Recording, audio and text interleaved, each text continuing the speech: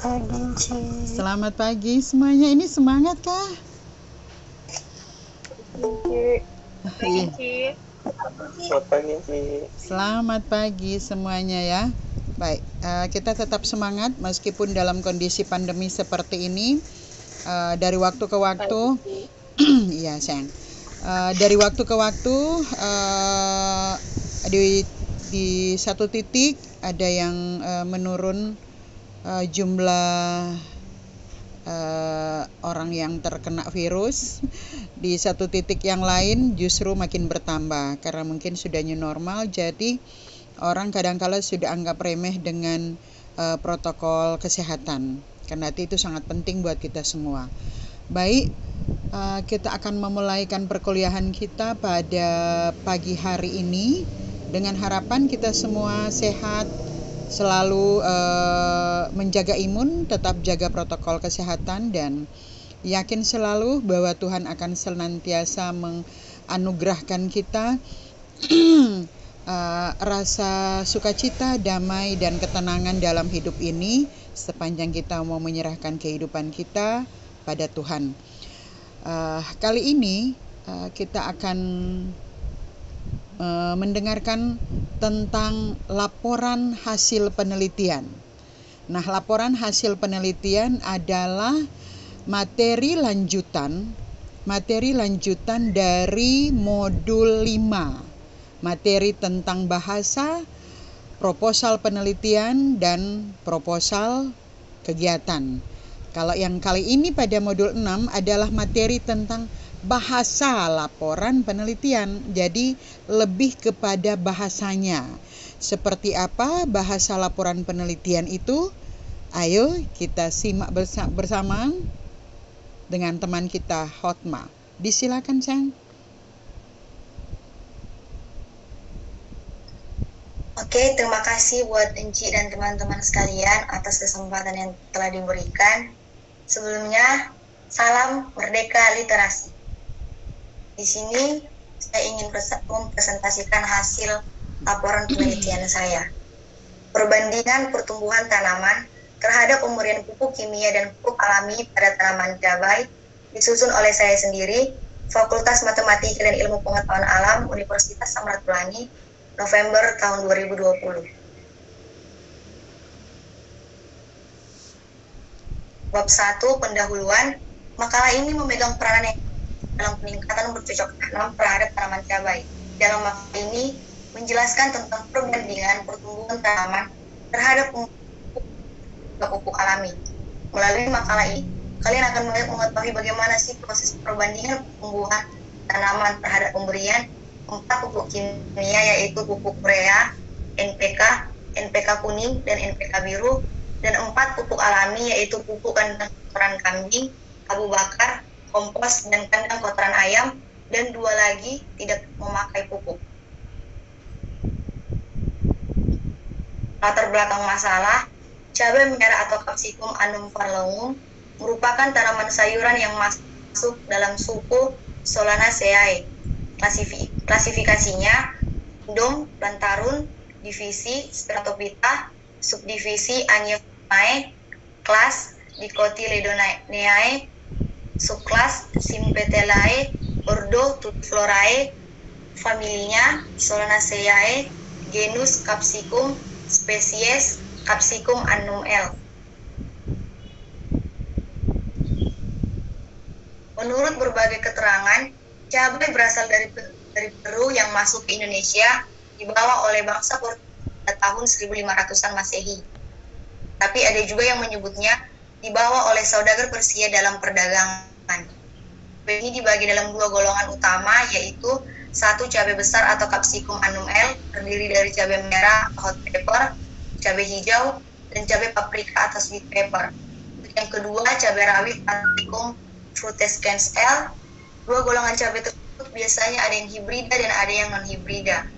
Tumbuhan cabai yang mulainya kecil tumbuh menjadi besar seiring berjalannya waktu dan perlakuan yang diperolehnya. Pertumbuhan yang dialami oleh tumbuhan cabai ternyata dipengaruhi oleh berbagai. Salah satunya adalah pemberian nutrisi. Dalam hal ini adalah pupuk. Yaitu saya memilih pengaruh pupuk dan pupuk alami, dan juga penanaman tidak memakai pupuk terhadap pertumbuhan tanaman cabai sebagai objek penelitian saya. Untuk rumusan masalahnya, berdasarkan uraian latar belakang di atas, maka penulis dapat menarik suatu rumusan masalah sebagai berikut. 1. Apakah berbagai jenis-jenis pupuk alami mempengaruhi pertumbuhan pada tanaman cabai merah? Yang kedua, apakah berbagai jenis pupuk kimia mempengaruhi pertumbuhan pada tanaman cabai merah? Dan yang ketiga, apakah jika tidak memakai pupuk akan mempengaruhi pertumbuhan pada tanaman cabai? Tujuan penelitian untuk mengetahui pengaruh berbagai jenis pupuk kimia dan pupuk alami terhadap pertumbuhan tanaman cabai. Hipotesis penelitian, jenis-jenis pupuk yang mempengaruhi pertumbuhan tanaman cabai. Bab 2 tinjauan pustaka, cabai merah atau Capsicum solanum merupakan salah satu komoditas sayuran yang banyak digemari masyarakat Indonesia. Ciri dari jenis sayuran ini rasanya pedas dan aroma hingga bagi orang tertentu selera makan. Permintaan cabai menunjukkan indikasi yang terus meningkat seiring dengan bertambahnya jumlah penduduk dan stabilitas ekonomi nasional yang mantap. Wilayah Cianjur Selatan area dan yang sangat cocok untuk menanam cabai merah ini. Metode ilmiah ini disebut sebagai salah satu tugas. Saya membuat metode ilmiah ini mengamati tentang pertumbuhan cabai terhadap beberapa jenis pupuk. Dengan adanya metode ilmiah ini dapat kita dapat mengerti cara menanam cabai yang benar dan baik. Dan adanya pupuk dapat menjadi landasan untuk diimplementasikan dalam kehidupan sehari-hari, bukan hanya teori semata saja. Bab 3 bahan dan metode kerja, alat dan bahan. Untuk alatnya 10 polybag, sekop, penggaris, alat tulis. Untuk bahannya beberapa biji cabai, tanah, pupuk buatan terdiri dari NPK, NPK biru dan urea. Untuk pupuk alami terdiri dari pupuk kotoran ayam, kotoran kambing, pupuk abu bakaran, dan pupuk kompos. Dan yang terakhir air. Untuk langkah percobaannya, pertama seleksi biji cabai dengan cara merendam biji cabai yang akan ditanam ke dalam air. Kedua, amati biji. Jika biji tenggelam, maka biji itu yang baik untuk ditanam. Sedangkan jika biji tersebut terapung, maka biji tersebut kurang baik untuk ditanam. Selanjutnya, pilihlah biji yang tenggelam. Selanjutnya, jemur biji cabai yang telah dipilih selama 24 jam. Selanjutnya, siapkan media yang diperlukan untuk penanaman biji cabai seperti polybag, tanah, biji, dan lain-lain. Masing-masing polybag diberi tanda. Selanjutnya, tanaman biji cabai pada polybag yang telah diisi oleh tanah dengan takaran yang sama. Lalu beri pupuk yang berbeda ke masing-masing polybag. Dan terakhir, amati dan catatlah pertumbuhan tanaman cabai pada masing-masing polybag setiap harinya. Bab 4, hasil dan analisis atau pembahasan. Pada polybag pemberian pupuk kotoran ayam, kotoran kambing, dan pupuk NPK kuning, ternyata pertumbuhannya di hari pertama sampai ke hari 31 bisa sampai tumbuh semua. Yang kedua, pada polybag pemberian pupuk abu bekas bakaran, urea, NPK biru, dan NPK biasa, pada hari ke-20 ternyata tidak dapat tumbuh. Tanaman ini mati. Yang ketiga, pada polybag pemberian pupuk kompos, ternyata pada hari pertama sampai ke hari ke-20 tanamannya layu. Yang keempat, pada polybag A yang tidak diberi pupuk, ternyata pada hari pertama sampai hari ke-20 tanamannya layu. Dan yang terakhir, pada polybag B yang tidak diberi pupuk, ternyata pada hari pertama sampai hari ke-20 tanamannya juga mati. Untuk pembahasannya, yang pertama, hasil pengamatan ini dari hari yang pertama sampai yang ke-31, yang tumbuh dalam 31 hari hanya ada 3 polybag, yaitu pada pemberian pupuk alami atau kotoran ayam, kotoran kambing, dan pupuk kimia atau NPK kuning. Yang kedua, dan yang lainnya dari hari pertama sampai ke-31 hanya tumbuh sampai hari ke-16, hari ke-19, dan ada beberapa polybag yang tanamannya layu pada hari ke-20.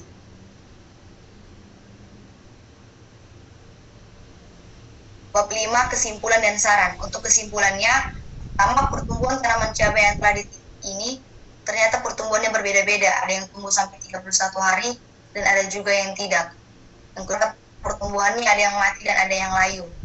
Untuk saran, kita harus teliti dalam hal memilih pupuk, apalagi bagi para petani agar tanamannya bisa menghasilkan buah atau sayuran yang sangat baik. Dari hasil penelitian di atas, bisa ditunjukkan bahwa pupuk alami atau kotoran ayam dan kambing dan pupuk kimia jenis NPK kuning sangat baik pada pertumbuhan cabai daripada pupuk-pupuk kimia lainnya.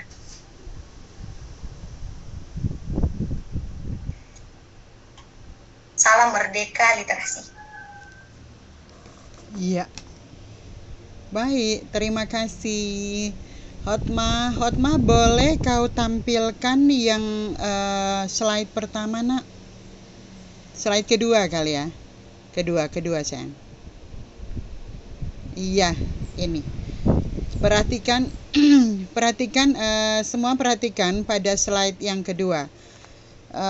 Kalian mungkin sudah terbiasa ya waktu hari-hari kemarin, waktu masih di sekolah, kalau mau bikin covernya, buatnya seperti ini.